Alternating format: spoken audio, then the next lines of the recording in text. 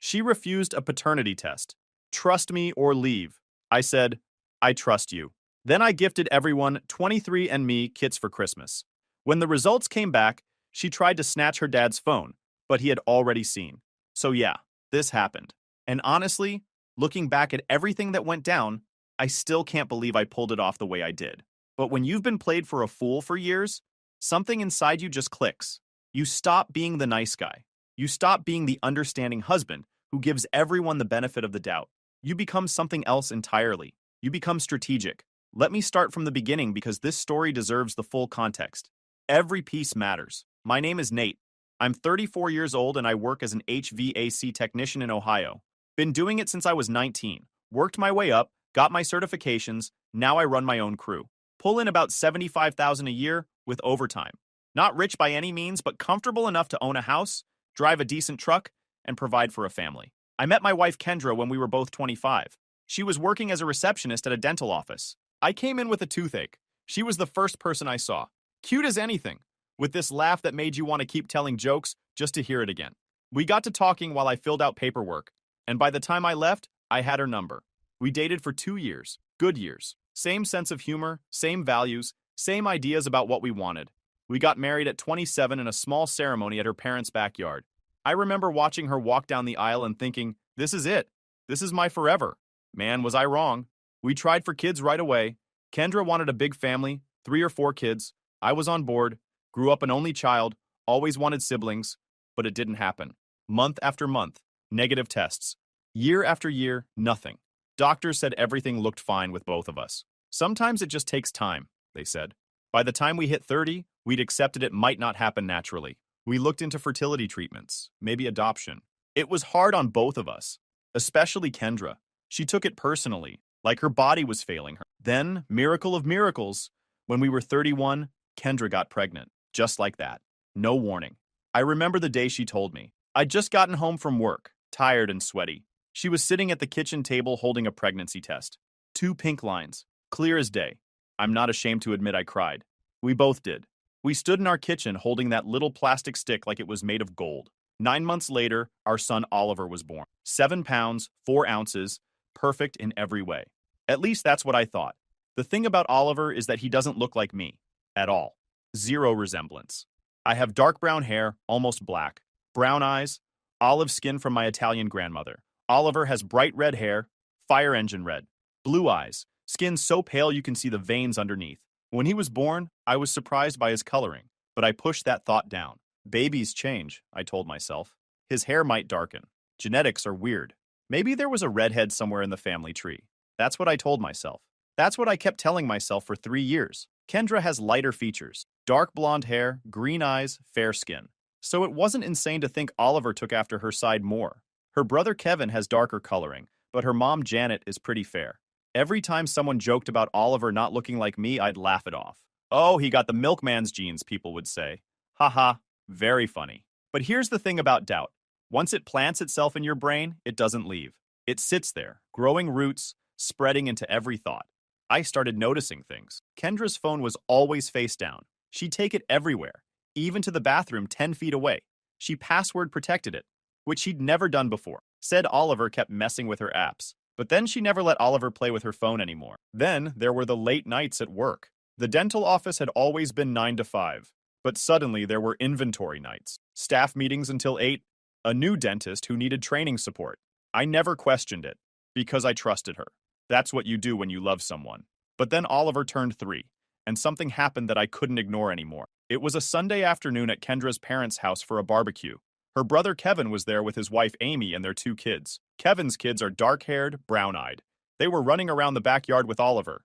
I was sitting on the deck when Kendra's mom, Janet, sat down next to me. Sweet woman. Always been kind to me. She watched the kids for a minute, then said something that hit me like a sledgehammer. Where do you think Oliver got that red hair from?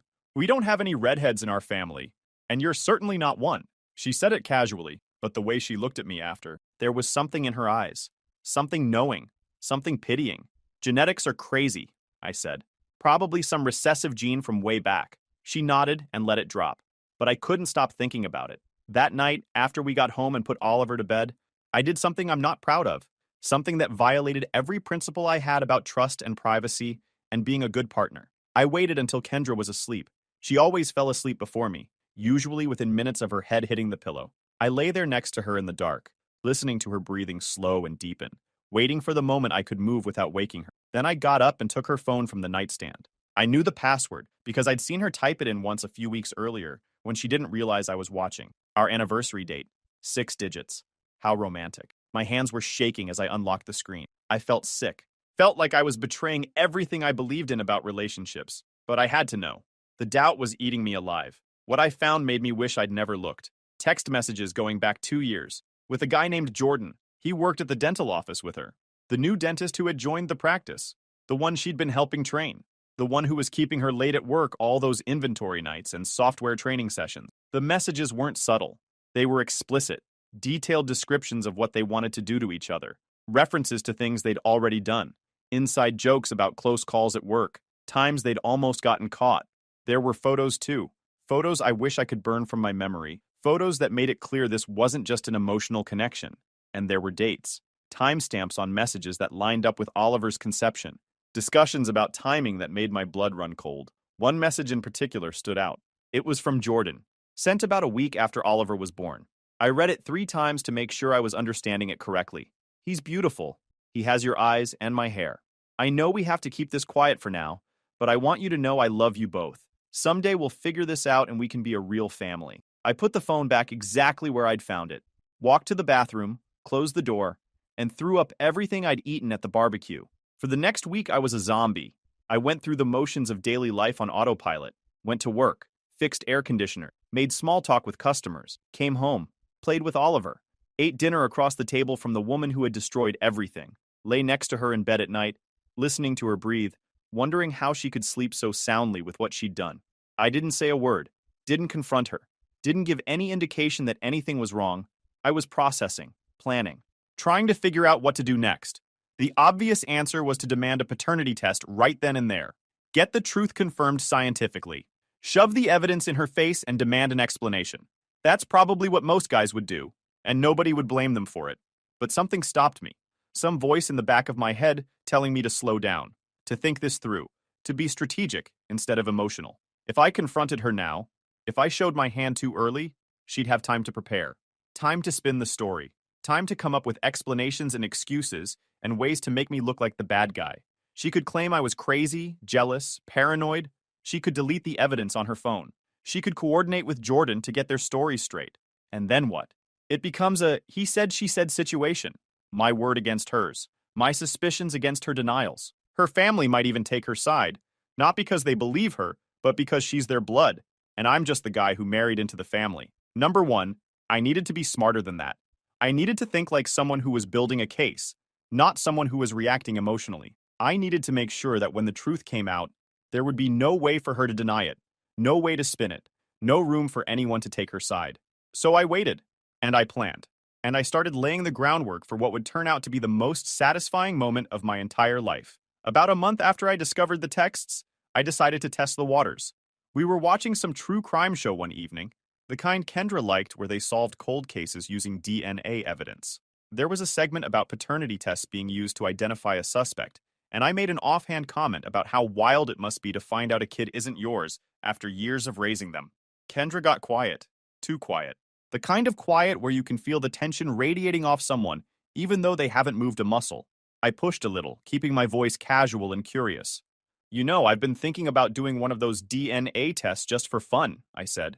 The ancestry kind. See where my family came from, what my genetic makeup is. Might be cool to do the whole family, actually. See how Oliver's genetics break down compared to us. Her reaction told me everything I needed to know before she even opened her mouth. She went pale. Actually pale, like the blood drained from her face in real time.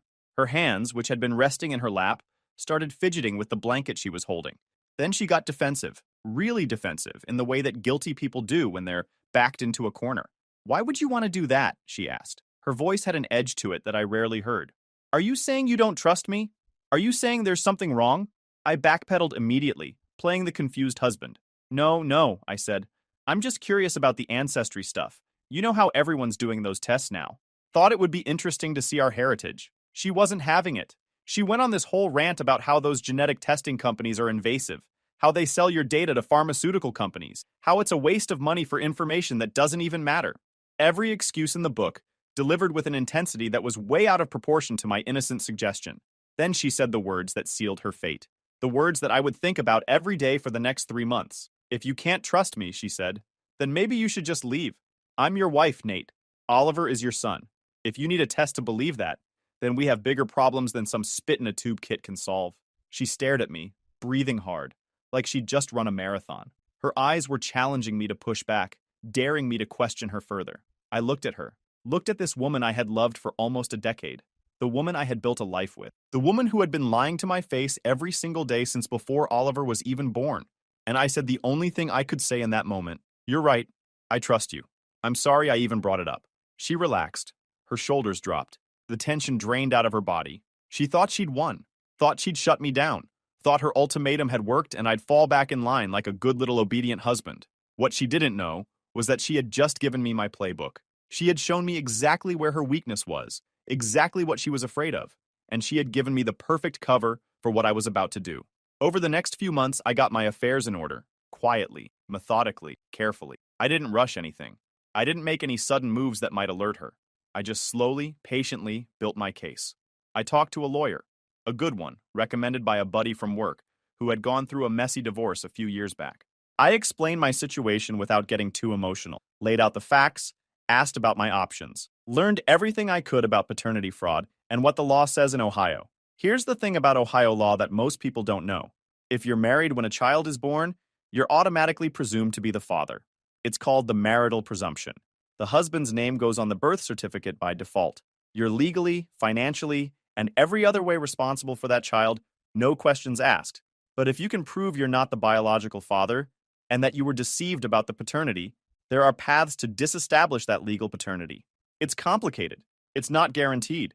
It takes time and money and a lot of legal maneuvering, but it's possible. I also learned about marital assets and how they'd be divided in a divorce. What was mine before the marriage? What we'd acquired together during the marriage? What she'd be entitled to? What I could protect? I documented everything, took screenshots of every text message on her phone, every photo, every damning piece of evidence I could find.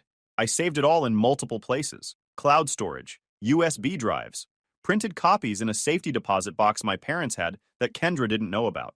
I consulted with a financial advisor about separating our joint accounts in a way that wouldn't raise red flags, moved some money into a personal account that only I had access to. Not enough to be considered hiding assets, but enough to give me options if things went sideways. And through all of this, I kept playing the part of the oblivious husband. I smiled, I laughed, I played with Oliver. I slept next to Kendra every night without letting on that anything was wrong. It was the hardest acting job of my life, but I had a goal in mind, a perfect moment that I was building toward, a plan that would expose everything in a way that couldn't be denied, dismissed, or spun. Christmas. Every year, Kendra's entire family does a big Christmas Eve gathering at her parents' house. Frank and Janet host it. All the extended family comes. Her brother Kevin and his family, Janet's mother, who everyone calls Nana, a couple aunts and uncles and their kids. About 20 people total crammed into the house, eating too much food, exchanging gifts, catching up on everything that happened during the year. It's a tradition that goes back decades, since before Kendra was even born. The one holiday gathering that everyone makes an effort to attend, no matter what. This year, I decided to give them all a very special present, 23andMe kits, for everyone. I started planting the seed early, back in November at the family Thanksgiving dinner.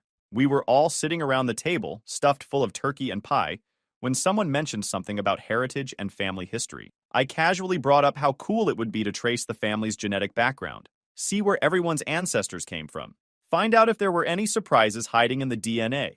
Janet's eyes lit up. She mentioned that she'd always been curious about her ancestry, that her grandmother used to claim they had Native American blood somewhere in the family tree. Frank said something about possibly being part German, based on the family name. Even Nana seemed interested, said she'd always wondered if the family legends about Irish roots were actually true. I struck while the iron was hot. You know what? I said, like the idea had just occurred to me. What if I got everyone 23andMe kits for Christmas? As a family gift. We could all do them together at the Christmas Eve party, send them off, and then compare results when they come back. Find out once and for all what our genetic heritage really is. The family loved it, thought it was a creative, thoughtful, unique gift idea. Way better than another sweater or gift card. Kendra tried to object. I saw the panic flash in her eyes for just a second before she got control of herself. She suggested that maybe only the older generation should do it, for cost reasons, or maybe just the people who were actually interested. She mentioned concerns about privacy, about DNA databases, about the companies selling your information. But she was outvoted. Everyone else was excited. And what could she say? No, don't give my family a generous, thoughtful gift that everyone wants? That would look suspicious. That would raise questions. She was trapped, and she knew it. I bought 15 kits, one for every adult in the extended family, including myself, Kendra, and yes, little 3-year-old Oliver. When Kendra asked why I was including Oliver, I said I thought it would be cool to see how his genetics compared to both sides of the family. She couldn't argue without admitting there was something to hide. Christmas Eve arrived. I had rehearsed this moment in my head 100 times, played out every possible scenario, planned for every contingency. I was nervous, sure, but it was the kind of nervous you feel before something big, before something that's going to change everything. The party was in full swing when I brought out the gift bag full of boxes, made a whole presentation of it, explained how the test worked, how you just had to spit in a tube and mail it off, how the results would come back in about a month, with all sorts of interesting information about ancestry and genetic traits. The family was excited. They thought it was the best gift idea anyone had come up with in years. Even Frank, who usually doesn't care much about presents and just wants the wrapping paper cleaned up as fast as possible, seemed genuinely interested. Kendra was quiet the whole time. I watched her out of the corner of my eye, while everyone else was opening boxes and reading instructions. I could see the wheels turning behind her eyes. She was trying to figure out a way to stop this. Some excuse to not participate, some reason to object. But it was too late. The kits were in everyone's hands. Her grandmother was already holding up the collection tube and asking which end she was supposed to spit into. We all did the spit test together, right there at the party. Made it a whole thing. Janet took pictures of everyone with their tubes, posting them to the family group chat with captions about what they hoped to discover. Everyone was laughing and joking, guessing at results, debating whether there was really any German heritage or if great-grandpa made that up. I collected all the samples personally at the end of the night, told everyone I'd mail them together so they'd all arrive at the same time and get processed as a batch. More efficient that way, I said. What I actually did was make absolutely sure every single one of those kits got sent in, properly labeled and tracked, including Oliver's, especially Oliver's. Then I waited. 23andMe takes about 3 to 4 weeks to process results. That put us right around late January, the longest 3 to 4 weeks of my entire life. Every day felt like a week. Every night I lay awake, staring at the ceiling, running through scenarios in my head. But I used that time wisely. I continued moving money into my personal account, small amounts that wouldn't trigger any alerts. I talked to my lawyer again, made sure all my documentation was organized and ready, drafted a rough timeline of events with dates and evidence, made sure I had copies of everything in places Kendra would never think to look, and I kept playing the part, kept smiling, kept pretending everything was normal, kept waiting. The day the results came back, I got a notification on my phone while I was sitting in my work truck between jobs. My heart nearly stopped when I saw it. Results. Ready. Your DNA analysis is complete. My hands were shaking as I opened the app and logged into my account. My results were pretty much what I expected. Mostly Italian and Southern European, about 60%. Some German and Central European, around 25%. A little Eastern European mixed in. No real surprises there. I'd always known my background was mostly Mediterranean with some Northern European thrown in. Then I navigated to Oliver's profile, which was linked to my account since I'd registered his kit. His results were completely different. 0% Italian, 0% Southern European, 0% Mediterranean of any kind, primarily Irish and Scottish, about 45% combined. Significant Scandinavian heritage, around 30%. British and Northwestern European, making up most of the rest. Not a single genetic marker that matched my ethnic background. Not one. And then I looked at the DNA relatives feature, the part of 23andMe that matches you with other users who share your DNA. Our DNA relative match, me and Oliver, 0%. Complete strangers, genetically speaking. Not father and son. Not uncle and nephew. Not even distant cousins 5 times removed. According to the science, according to the cold hard genetic data, Oliver was not my son. I sat in my truck for 20 minutes staring at that screen, even though I knew, even though I had suspected for months, even though I had seen the texts and the photos and the timestamps that made everything clear. Seeing it there, scientific and undeniable, was something else entirely. But here's the thing. I wasn't done yet, because the family results were about to get a lot more interesting. See, 23andMe doesn't just tell you your ancestry percentages, it tells you who you're related to. It matches you automatically with other users in their database who share your DNA, showing you the relationship and the percentage of genetic material you have in common. And since the whole family had done the test at the same time, those connections were about to light up like a Christmas tree. Oliver's profile showed no connection to me, but it did show connections. To Kendra, obviously, listed as mother with 50% shared DNA. To Janet and Frank, listed as grandparents with appropriate percentages. To Kevin, listed as uncle. To Nana, listed as great-grandmother. And to one more person. A connection I hadn't anticipated, but that made everything infinitely better. A man named Jordan Mitchell, listed as father. 50% shared DNA. Apparently, Jordan had done a 23andMe test at some point in the past, probably never thinking anything of it. Just curious about his own heritage, maybe. Wanted to see if he had any Viking ancestors or whatever.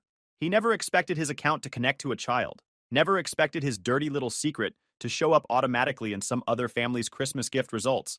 But it did, and everyone was about to see it. The next big family gathering was Super Bowl Sunday. Kevin and Amy were hosting this year, had everyone coming over for the game and food. I knew every family member would be there, and I knew they'd all be wanting to compare their 23andMe results like we'd planned.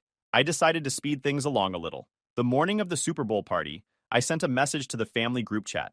Casual, friendly, completely innocent. Hey everyone, DNA results are in. Can't wait to compare tonight at the party.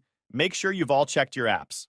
The responses came flooding in over the next few hours as people woke up and saw the message. Janet was excited to report she was 42% Irish, more than she'd expected. Kevin made a joke about being part Viking based on his Scandinavian results. Nana was disappointed to learn there was no Native American heritage after all.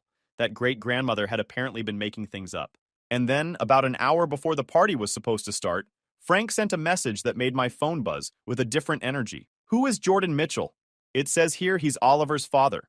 Must be some kind of mistake in the system. Silence. I watched the group chat, saw the 3 dots appear and disappear as people started typing, then stopped, then typed again. Saw Kendra's name appear with the typing indicator, then disappear. She was trying to respond, trying to think of something to say, then deleting it and starting over. I didn't respond. Didn't have to. I just let Frank's question sit there in the chat, unanswered, while everyone read it and processed what it meant. My phone started ringing. Kendra. I didn't answer. It rang again, and again. Then text messages started coming through, one after another. What is this? What did you do? Answer your phone right now. We need to talk before the party. This is a mistake. The test must be wrong.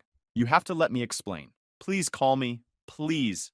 I turned my phone off, got in my truck, and drove to Kevin's house. When I walked through the front door, the atmosphere in the house was thick enough to cut with a knife. The pregame show was on the TV, but nobody was watching it. Everyone was gathered in the living room, phones in hand, faces ranging from confused to angry to devastated. Kendra was standing in the corner near the kitchen doorway, looking like she'd seen a ghost. Her face was red and blotchy like she'd been crying. Her hands were shaking. Frank was the first to approach me. He walked right up, his face red, his jaw tight, his eyes hard. Nate, he said, his voice low and controlled but with steel underneath. What the heck is going on here? This test says some guy named Jordan is Oliver's father. Is this some kind of joke? A glitch? What? I looked at him. This man who had welcomed me into his family 8 years ago. Who had called me son. Who had trusted me with his daughter. Who deserved to know the truth just as much as I did. It's not a joke, I said, keeping my voice calm and level. And it's not a glitch either. Those tests are 99.9% accurate. More reliable than anything else short of a court-ordered DNA analysis. Kendra made a noise somewhere between a gasp and a sob. No, she said. No, no, no. This isn't right. Those tests make mistakes all the time. You can't believe this. I pulled out my phone, opened the 23andMe app, navigated to Oliver's profile, and turned the screen so Frank could see it clearly. This is Oliver's DNA profile, I said. See here? 0% match to me. Not his father, not even a relative. But right here, you can see a parent match to someone named Jordan Mitchell, listed as biological father. I looked up at Kendra. Jordan Mitchell, I continued. The same Jordan who joined the dental practice 3 years ago. The same Jordan you've been working late with all those nights. The same Jordan you've been texting for the past 2 years. The room went dead silent. Nobody moved. Nobody spoke. The only sound was the TV announcers, discussing something about offensive line strategies, completely oblivious to the bomb that had just gone off in this living room. Janet had her hand pressed over her mouth, her eyes wide with shock and something that looked like recognition, like pieces of a puzzle were finally clicking into place. Kevin looked like he wanted to hit something, but wasn't sure what. His wife Amy had gathered the kids and was quietly ushering them to another room, away from whatever was about to happen. Nana just sat in her chair, shaking her head slowly back and forth, muttering something under her breath. And Kendra. Kendra looked at me with eyes full of panic, full of desperation, full of the dawning realization that everything she had built on lies and deception was crumbling around her. She moved toward her father, reaching for his phone like she could somehow erase what he had already seen. "Dad, let me explain," she said. "It's not what you think. Just let me explain." But Frank stepped back from her, holding his phone away, looking at his daughter like he didn't recognize her anymore. "Is it true?" he asked. His voice cracked. "Is this true, Kendra? Did you have an affair? Is Oliver not Nate's son?" She couldn't answer, couldn't form words, could only stand there with tears streaming down her face, shaking her head, making sounds that weren't quite words. That was enough of an answer for everyone in the room. I didn't yell, didn't make a bigger scene than what had already happened. I just said what needed to be said, calmly and clearly, so everyone could hear. "I've already consulted with a lawyer," I said. "I'm filing for divorce, and I'm pursuing disestablishment of paternity through the courts. I'm not going to be legally or financially responsible for another man's child while he gets to walk away without consequences." Kendra's head snapped up, her eyes suddenly sharp through the tears. "You can't do that. You can't just abandon Oliver. He's 3 years old. He knows you as his father. You're the only dad he's ever known. You'll destroy him." That stopped me for a second, because she was right about one thing. Oliver didn't ask for any of this. He's innocent in all of it, a pawn in his mother's betrayal, and the thought of hurting him, of not being in his life, of walking away from a kid I had loved with everything I had for 3 years, that part killed me. But I also knew the truth, knew it deep in my bones. Staying would destroy me. Pretending everything was fine would destroy me. Letting her get away with this, letting her face no real consequences, watching her live happily ever after with her affair partner while I paid the price, that would destroy me in ways I could never recover from. And a destroyed man can't be a good father to anyone, not to Oliver, not to any kids I might have in the future, with someone who actually deserved my trust. I squatted down to Oliver's level. He had come running in when he heard raised voices, slipping away from Amy before she could stop him. He was standing there in the doorway looking confused and scared, not understanding what was happening, but knowing something was very wrong. "Hey, buddy," I said softly. "I need to go home for a bit, okay? Everything's going to be fine. I'll see you soon." He nodded, still not understanding. How could he? He was 3 years old. He had no idea that the ground had just shifted beneath his whole life. I stood up, looked at the family one more time, and walked out the door. The weeks and months that followed were chaos, pure, unadulterated chaos.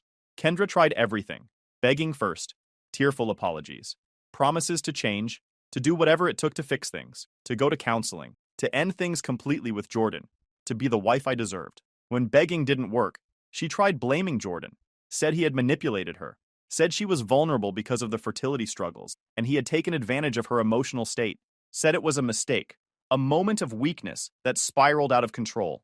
Then she flipped and got angry, said I had entrapped her with the DNA tests, said it was a violation of her privacy and Oliver's privacy, said I had humiliated her deliberately in front of her entire family when I could have handled it quietly between us. Her lawyer tried to argue that I had no right to administer a DNA test to Oliver without her explicit consent, tried to get the results thrown out or suppressed somehow.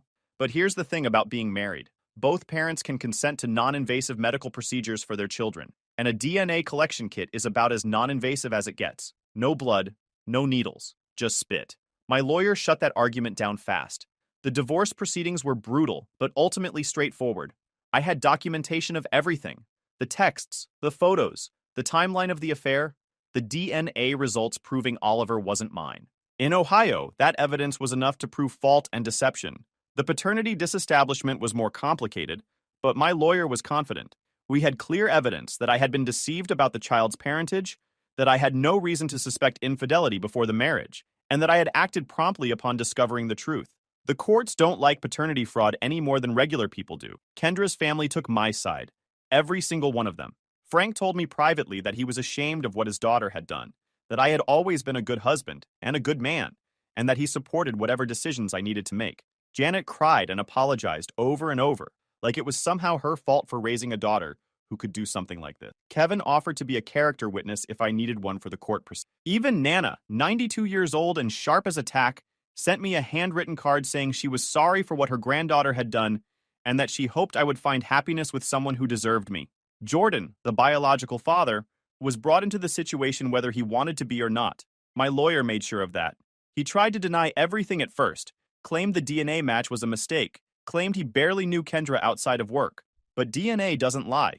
And when faced with the evidence, faced with the choice between acknowledging paternity or being dragged through court, he caved. Last I heard, Jordan and Kendra are together now, trying to make it work. Living in an apartment on the other side of town with Oliver, playing house like none of this ever happened. Good luck with that. A relationship built on betrayal and lies, and the destruction of another person's life. I'm sure that foundation will hold up real well when things get hard. I'm sure they'll trust each other completely. As for me, the divorce was finalized 4 months ago.